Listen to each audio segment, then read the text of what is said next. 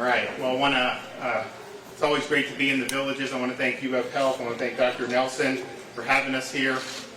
We were here last, I believe, sometime in the middle of July, and fortunately, and they were obviously dealing with some of the increases we were seeing throughout the state. Fortunately, since that time, we've had really positive trends. So, for example, today we can report Florida that the number of COVID-positive patients that are currently hospitalized is down nearly 60% statewide from our July peak. And there are certain counties that had significant increases who are down even more than that.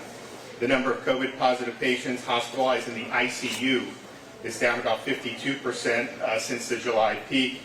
The number of COVID-positive patients across all Florida hospitals represents roughly 6% of all the licensed hospital beds in the state of Florida. The number of hospital admissions for COVID yesterday, and the weekends typically see higher admissions, that was the lowest single day of admissions since the middle of June. Today, Florida is reporting about 1,950 new cases. That's the lowest number since June 14th. Antibody testing at Florida's drive-through sites has continued to register at between 20 and 25% seropositivity, while our diagnostic positive percentage has fallen to the 5 to 6% range. 27% of all hospital beds in Florida are empty, and 24% of all ICU beds are likewise empty, and ED visits for COVID-like illness have returned to levels seen during the first half of June. So those are obviously, there's been a lot of positive movement over the last 4 to 6 weeks, and we want to obviously see that continue. I want to thank Dr. Scott Atlas for coming from the White House Coronavirus Task Force. Throughout the whole pandemic, we've had the President, the Vice President, and probably just about every member of the Coronavirus Task Force has come down to Florida at one time or another, and we've gotten a lot of great assistance from the administration. And we just announced a couple days ago we're going to have over $125 million just for long-term care facilities in the state of Florida to do things like point-of-care testing, to do things like continue to fortify their PPE stockpile, to use in ways that can continue our efforts to protect the most vulnerable among us. So we really appreciate the administration for doing that. And I want to thank Dr. Atlas for coming down. We were in Tallahassee this morning. We're making a stop here, and then we'll be at the University of South Florida later today.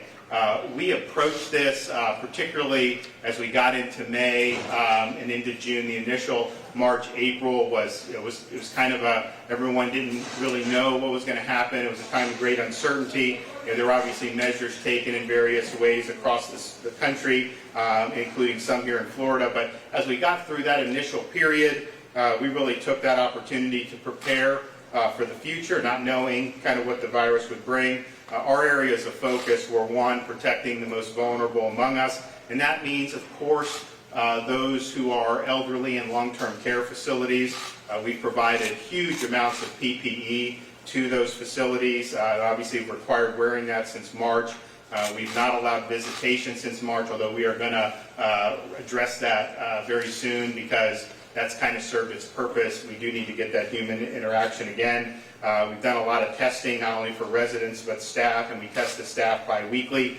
And we have over 4,000 long-term care facilities in Florida, and over 200,000 people work at those facilities. So we're doing them on a bi-weekly basis, 200,000, which is a lot. And then we were the first state in the country to establish COVID-only long-term care facilities, so that if you have an elderly resident of a long-term care facility who is COVID positive, you have a safe place to transfer them where they can be isolated and not risk spreading it to other members of the facility. And so that's been something. We now have 23 of those facilities across the state. But that, although that is the most vulnerable segment, are seniors in long-term care facilities, and certainly the risk to those seniors is higher than the risk to seniors who are not in long-term care facilities. There's no doubt that as people get older, the risk to COVID-19 increases. And so I think what we've seen here at the villages is working with obviously the folks at the villages, how the hospitals handled it. You have a very large senior contingent, very active community, and they made changes at the very beginning about, okay, let's dial back some of the more risky environments so they don't do the same type of indoor, large, crowded gatherings like they used to. But I think smartly from the very beginning, they have maintained a lot of activities for their residents here, particularly with respect to outdoor activities like golf. And I remember Gary Lester, we were talking very early, and he's like, we're not going to be allowed to play golf. Like, no, you guys need to do that, because I think what they did from the beginning is they said, okay, we understand the risk, we want to take appropriate action to mitigate the risk, but we want to do that in a way that's sustainable for our residents.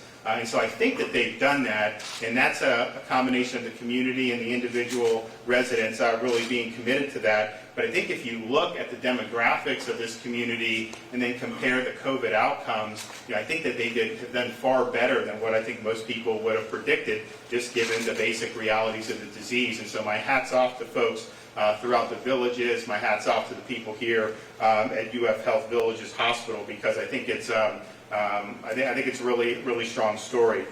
So protecting the vulnerable has been the top priority. Second, and a close second, is making sure that we support our hospital capacity, our frontline healthcare workers, and we've done that. If you look, the state of Florida has sent tens of millions of pieces of PPE, from face masks to face shields to gloves to gowns.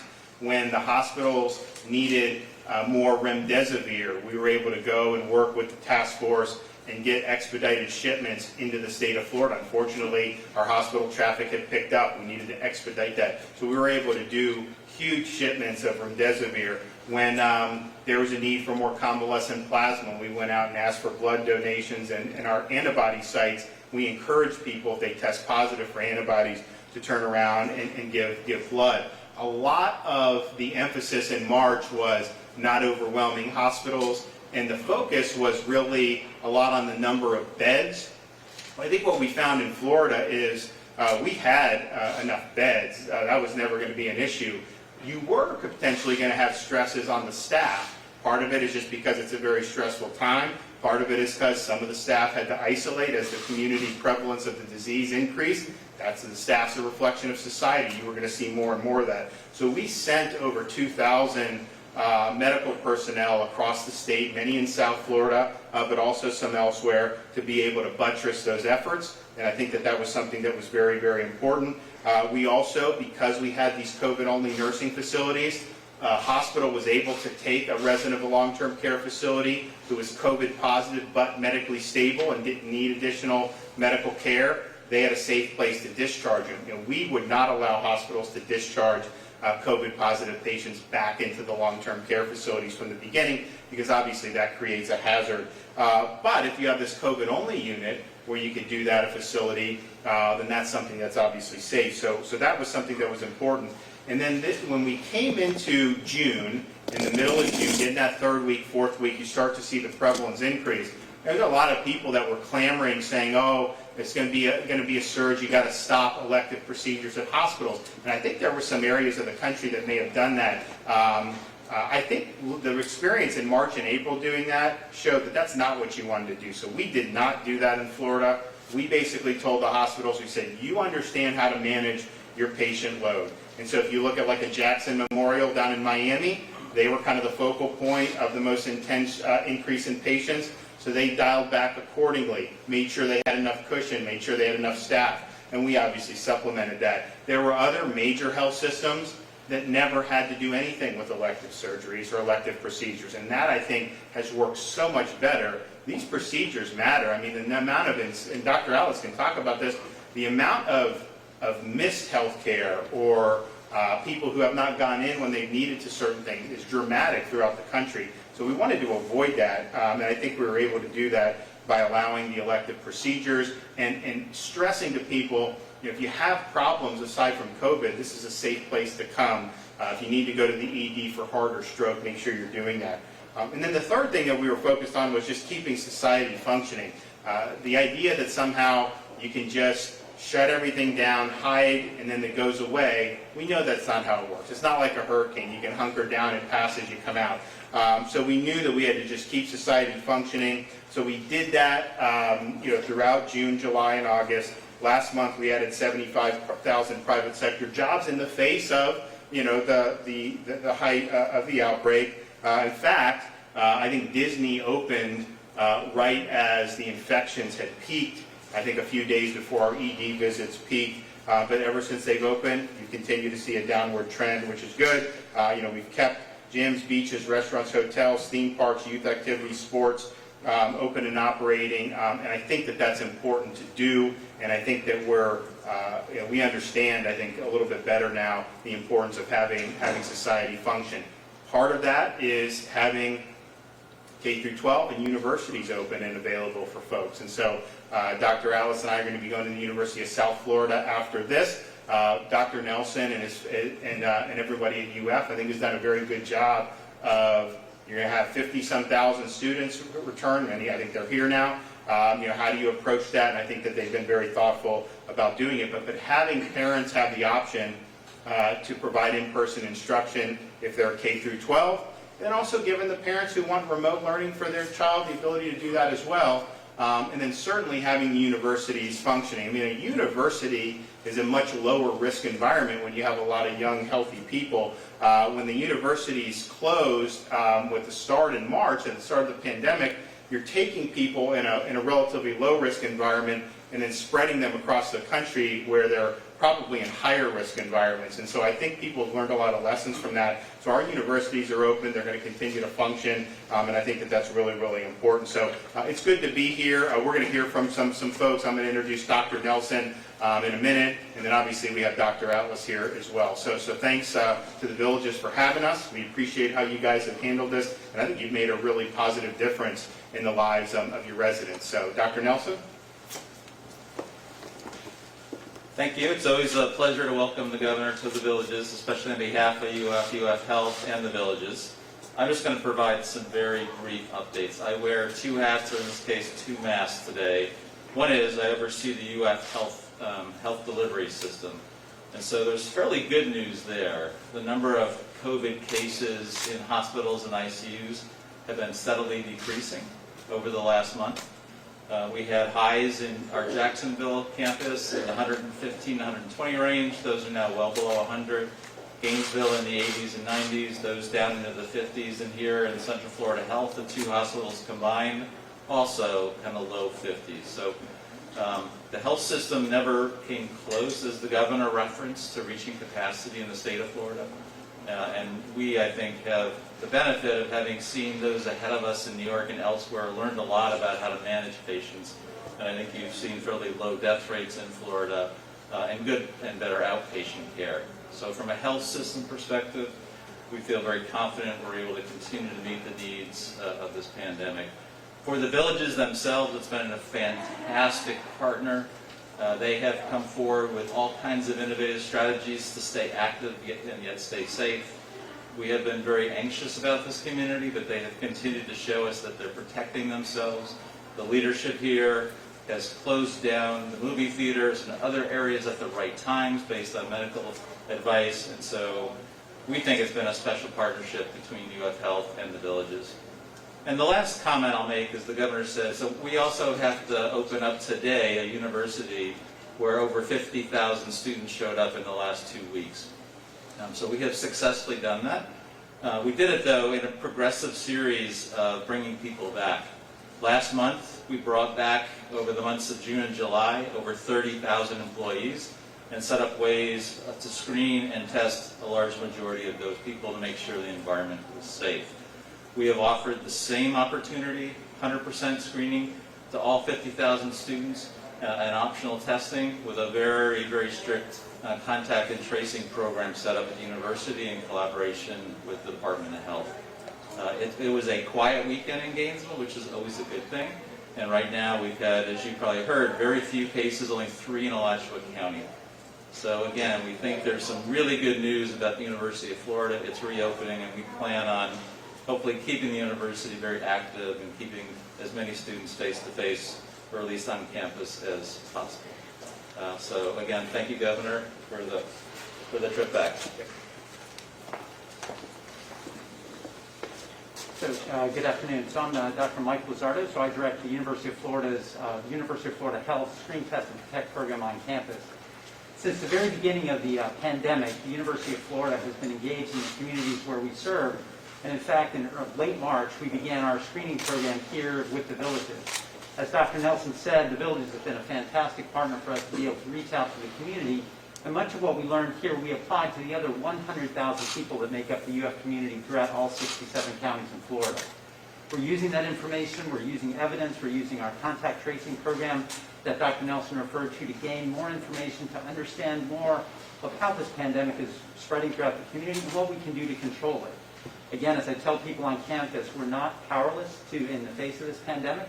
There's a lot of information that we can use and to garner to move forward with evidence-based recommendations. And again, focusing on the vulnerable is going to be one of those key steps. So as we learn, as we go through this and partner with everyone, we feel empowered to be able to keep moving forward. But again, there still remain a lot of unknowns. And we'll continue to address those unknowns. And every day that goes by, we learn more and more to try to apply that science to help make a difference as we move forward. So I just want to have a few brief comments here. I have very little to add to Dr. Nelson's very good summary of everything. But again, it's a pleasure to work here with the folks in the villages. And thank you very much for the opportunity for us to serve the community here.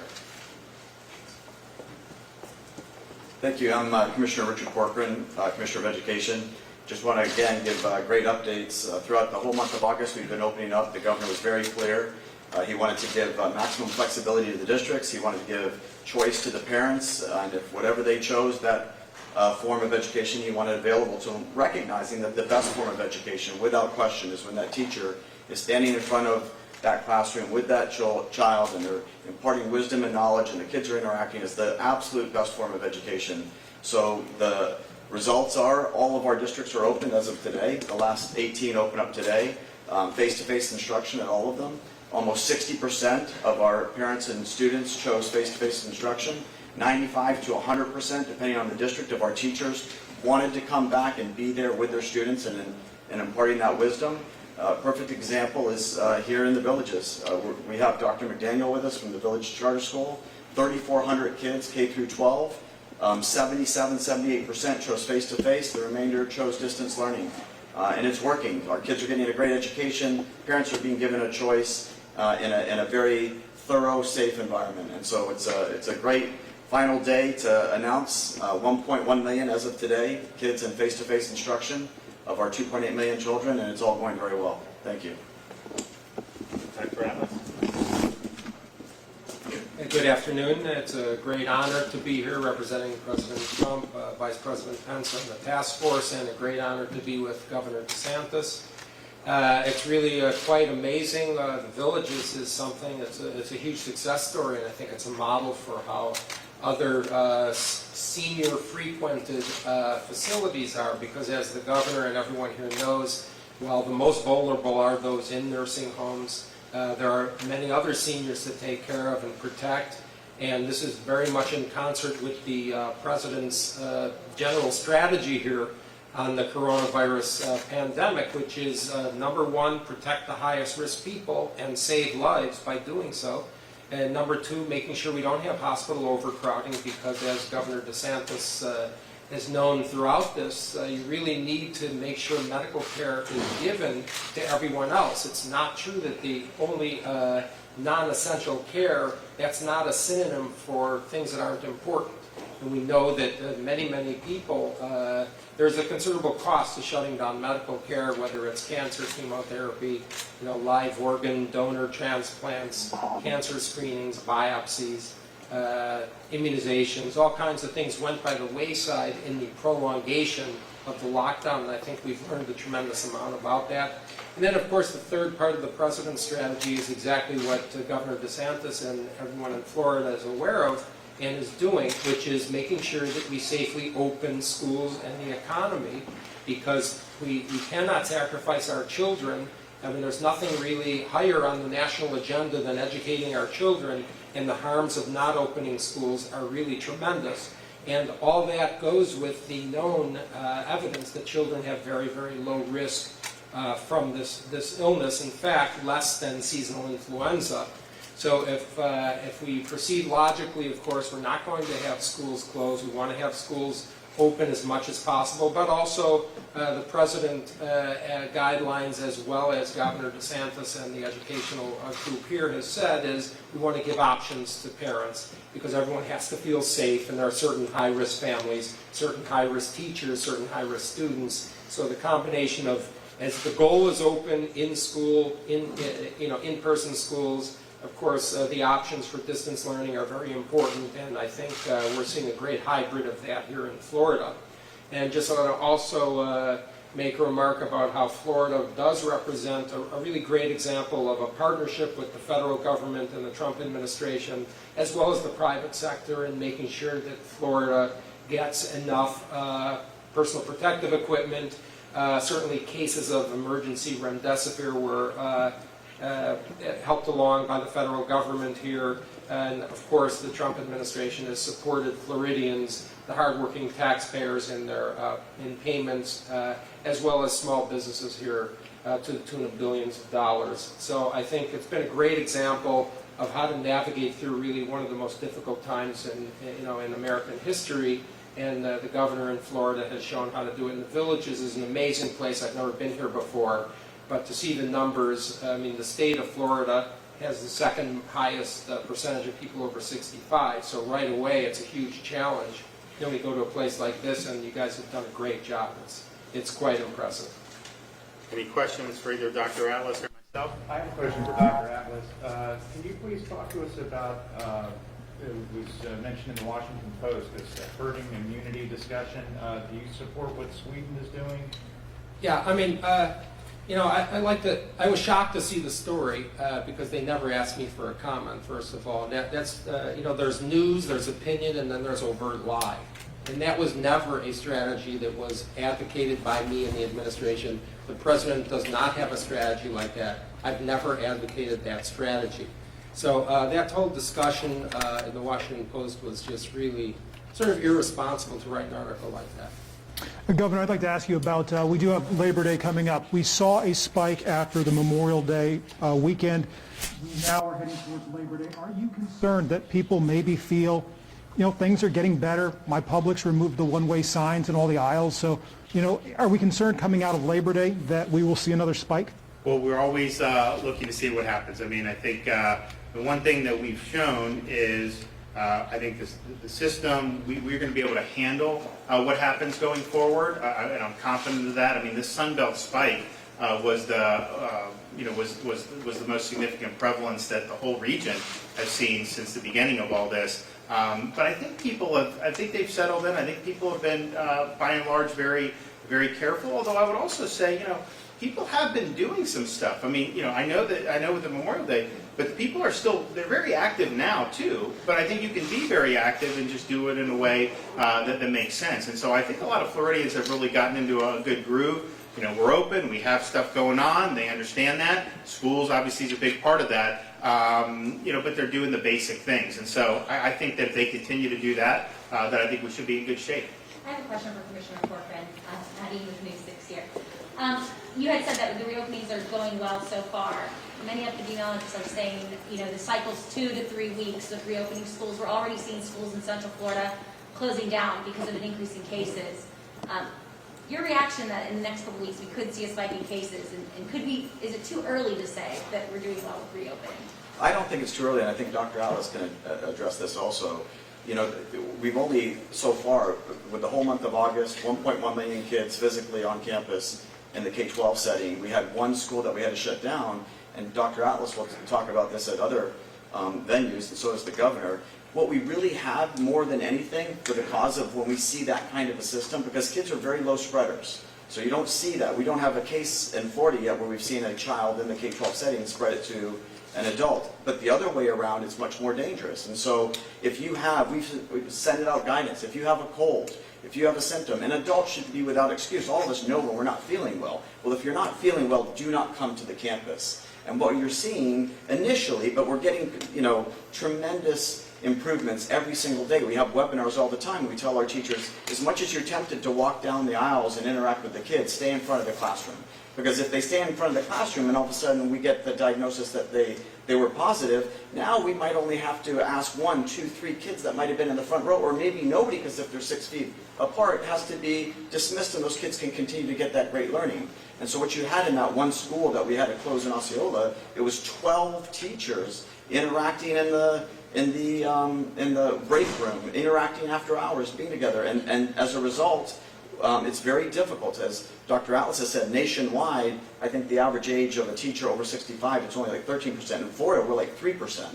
So our teacher population is very young, very safe, but who's not safe is our substitutes. And so reason really we had to close is because we couldn't backfill with substitutes, because our substitutes are mostly over 65, and they're just not available to us right now. So we need our adults in the school system to be very safe. But even if you look at all of this early onset, and we're making great strides in protecting the student body and the whole education community, dismissals of kids having, or adults having to leave the school system, it's like less than 0.5%. I mean, and so all of, the 99.999% of kids can still go and get that great education, and all those other things that Dr. Alice talked about and the governor talked about. We don't have to worry about food insecurity for these kids. We don't have to worry about there being an achievement gap. We don't have to worry about a decline in child abuse cases. We don't have to worry about drug overdoses and all of those other things, far more severe, far more dramatic, and far more certain than any low risk to COVID. So I think we're making fantastic strides. I don't know if you want to add anything to Dr. Alice. I think it's also just important to point out when you hear things about cases. There was a Cherokee County, Georgia, was like there's some cases, and then they quarantined like everyone who had been in the hallway, where it's just like 1,000 people, quote, exposed. And then you don't ever hear anything about that. So what I would ask is, okay, if there is 3 cases in a school somewhere, how many of those people actually developed any type of symptoms? How many of them were ill? You see a lot of things on college campuses, like University of Alabama had all these, quote, cases. I don't think a single one of them required hospitalization. And so that is important, because to say that if there's a case or 2, that all of a sudden that means the world's ending, a lot of times those are folks who are either asymptomatic or minimally symptomatic. And the second thing I'd say is, and I think that I'll let Dr. Atlas follow on this, is if you have somebody who is, we've kind of come full circle. When we started this, like if you're sick, stay home. That really is the most important thing. We have all these things, all these different measures and stuff, which is fine.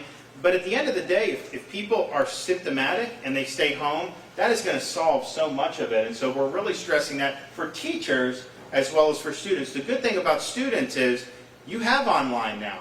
So if you're sick, you're not going to fall behind, because you have the option to go and do that and keep up. But I think that focusing on those symptomatic, somebody's symptomatic, they shouldn't go to school. If they do go to school, they should be sent home as a student. But then the other students, just because you were in the hallway with somebody, you should not have to quarantine. Quarantining healthy people, I think, is a big problem. And I mean, I don't know, like when I was in, Dr. House, I talked about, like, we had a 5-minute break in between classes, I think, and when I was going to school. So it's like you need 15 minutes of close exposure before you would even do that. So I think focusing on that, doing more surgical, I think is really the way to go. But I'll let Dr. Atlas follow. Yeah, thanks, Governor. A couple of clarifications about the age thing. It turns out that in K through 12 schools, half the teachers are under 41. And 92% are under 60. So, I mean, it's not a high-risk age group, although there are high-risk teachers, clearly. And for those teachers and for those high-risk students, of course, it's very important to use all the mitigation measures and protect them. But for very low-risk students who are virtually zero risk of death, not zero, and very, very low risk of hospitalization, much less than seasonal influenza. In fact, the JAMA Pediatrics article, a journal that studied 46 pediatric hospitals in North America, their bottom line was, quote, you have a far greater chance of getting a critical illness from influenza than from COVID-19 for children, unquote. And what that means is if you're talking about closing schools for the children during this, then you must necessarily close schools from November through April during flu season. Of course, we don't talk about that, because that's really not rational policy, even though we have 35, 60, 90,000 people in the United States die from influenza, and 70% of them are those same high-risk elderly people. So we have to look at the data and understand that the schools are a very low-risk environment. When you look at the contact tracing studies that have somehow been ignored in the United States, they've been done several places in our peer nations in other countries. And for instance, in Switzerland, 0.3% of cases originated in the schools. By the way, that includes the originators being teachers, 0.3%. And other studies have validated this. So children are very, very low risk. We know how to protect the high-risk people. It's very harmful to have schools closed. And so when you start introducing closure of schools because people have positive asymptomatic tests, that's sort of not the purpose of testing. The purpose of testing, like everything else we're doing here, is to stop people from dying, stop people from getting a serious illness from this disease, and allowing other people who are very low risk to function. And that's what the new CDC guideline came out this week on testing, and I'm very much for that, as was every single doctor on the task force, despite what you may read, is that we do testing in a very smart way. The administration, the Trump administration, and particularly hats off to Admiral Giroir of the task force, who was the shepherder of this entire testing regime. We have a massive testing apparatus now.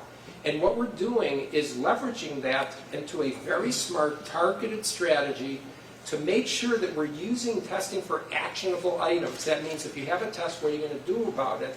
And what we're doing here, and the guideline articulates this very clearly, is that we're focusing and ramping up testing where it counts. And that means saving more lives, particularly, specifically high-risk people who we know it's a very challenging environment. Even though the Villages has done an awesome job, the goal is to get 0 people to actually die from this. And so there's a lot of new nuances to how to do that, and this is a big focus of the Trump administration now. Dr. Ellis, just to follow up on that, do you think it's too soon with schools opening up just within the last week or two here in the state, many of them today, many last week? Do you think it's too early to say that there isn't child to teacher or child to adult transmission? No, the issue is not, is there child to adult transmission? That's sort of icing on the cake. There's a less risk of child to adult than adult to child. But the things you have to remember are, the answer is no, it's not too early, but I'm going to explain why. The things you have to remember are that children have no serious risk from this disease. It's very safe for them. They can handle this. And many of them, most of them, in fact, the majority of them are asymptomatic, even if they test positive. That's point number one. Point number two, we can never underemphasize that when you close schools to in-person learning, it is enormously destructive. Not just the fact that reading skills go down 30%, math skills go down 50%. Distance learning alone is a failure. Okay, so it's not the same thing, by the way, for people who are lower income and middle income. This is a huge problem for those families. Somebody who has a second home in the Hamptons or something, okay, they're going to buy a bunch of iPads. That's not what real life is for people with distance learning. And someone alluded up here to these other things like the health risks to children. That's where we discover vision or hearing needs. That's where child abuse is reported. That's the #1 agency where child abuse is reported. So it's an estimated 215,000 cases of child abuse were never visible and never reported just during the first 2 months of the lockdown. These are serious, enormous problems with not having in-person schools. Remember, the children are not at significant risk here. We just need to focus, and it's not a minimal thing, of course it's very challenging, on protecting people in these multi-generational homes, in the communities, the high-risk teachers. And again, I think the governor has the same policy that the president has recommended and supported, which is that if there are high-risk teachers who feel that they are not able to socially distance and use whatever protective equipment they can, if they are still uncomfortable, they can teach from home. That doesn't mean the school closes. We have to focus on the children. I would make one last statement, and that is that we are the only nation among our peer nations that are hysterical about opening schools. When you look at the rest of our peer nations, and we're talking about Canada, the UK, Switzerland, Sweden, the Netherlands, Denmark, Germany, Finland, Italy, Spain, every single country, they're opening schools because they recognize the data. And the data is that children do not have a significant risk from this disease, and they do recognize the enormous harms from closing the schools. We're the only country that seems to be willing to sacrifice our children out of our own fear. And I just can't accept that. Governor, could you address, we're currently hovering in this economic opening in the state that some people are saying, when are we going to open bars again? Movie theaters have been opening in recent weeks.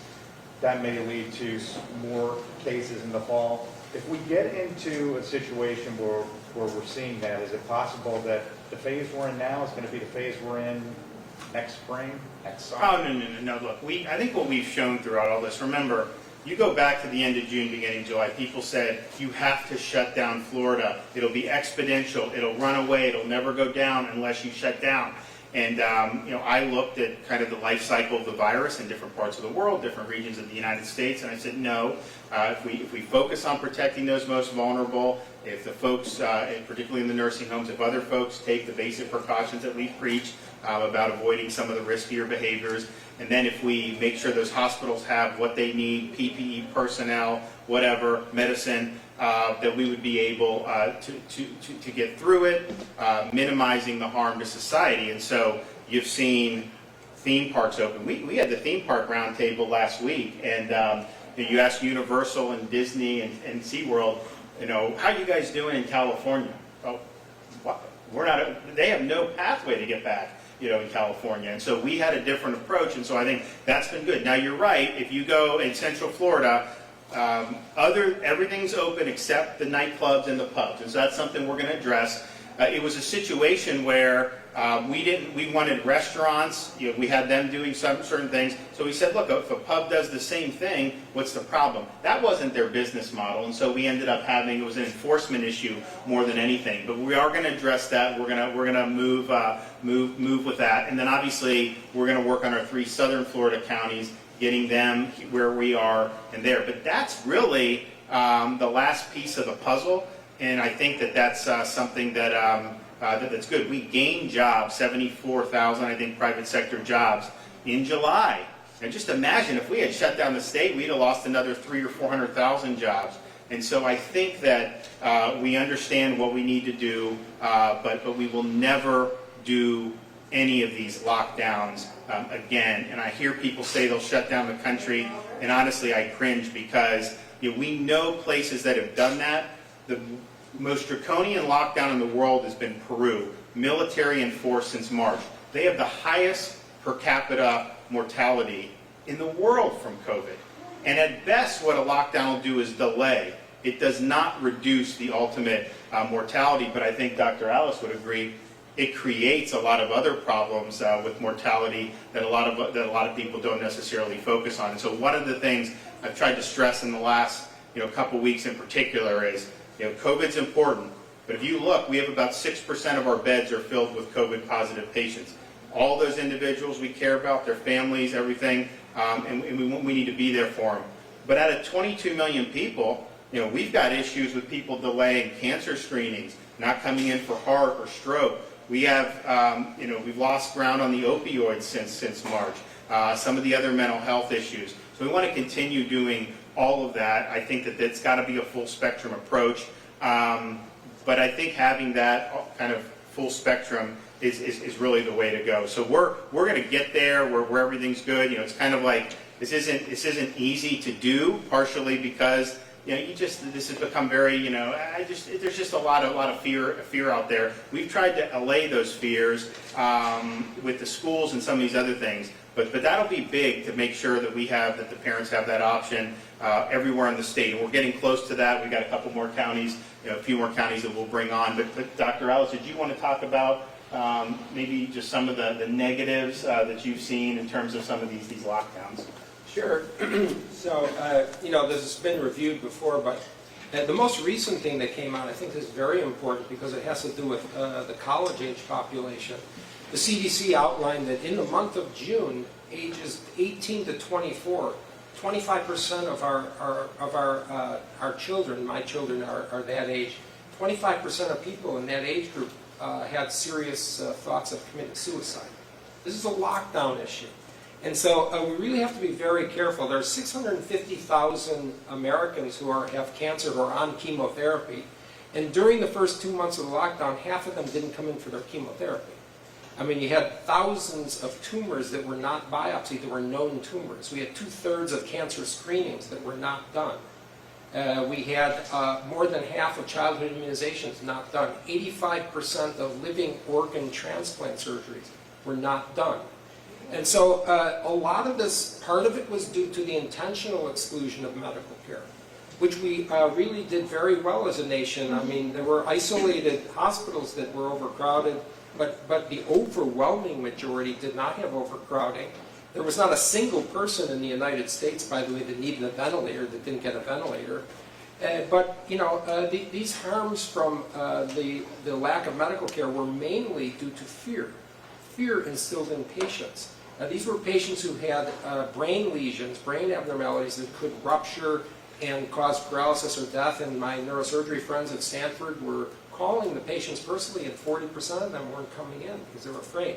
So I think, you know, we have to understand, the public has to understand that you're in good hands here in Florida, and you're in good hands in the national leadership as well. We know what's going on. This is not March or April.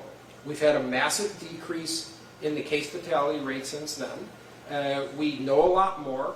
We have the length of stays in hospitals are 1/3 what they were at the peak. 50% less mortality if you are hospitalized. Far less people need an ICU if you're hospitalized. Far less people need a ventilator if you go into an ICU. And the age of people who are getting these cases is possibly 20+ years, on average younger than the high-risk elderly who got it back in March and April.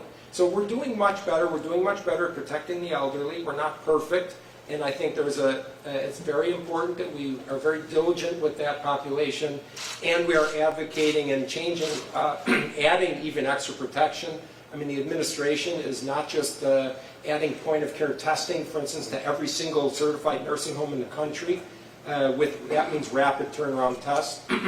We're also adding infection control help by hospitals partnering with nursing homes. We're adding point-of-care testing to senior centers and places where people are ambulatory and not necessarily living inside a nursing home. There's a big effort being made to ramp up our protection on the elderly, because the point of all these things are to save lives, not to document asymptomatic people who are low risk. That's not the point of public policy. Great, we're off to USF, so we'll see you guys. One more question